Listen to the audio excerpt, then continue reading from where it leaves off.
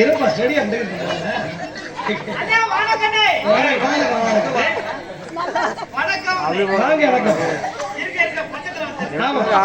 முதல்ல ஸ்டடி பண்ணிக்கங்க.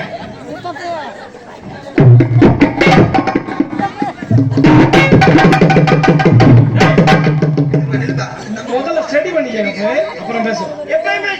நீங்க ஸ்டடியா இருப்பீங்க எனக்கு தெரியும்.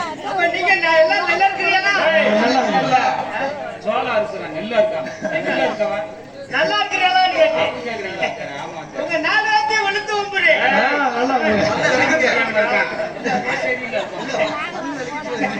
வெளுத்து கும்பிடுறேன்.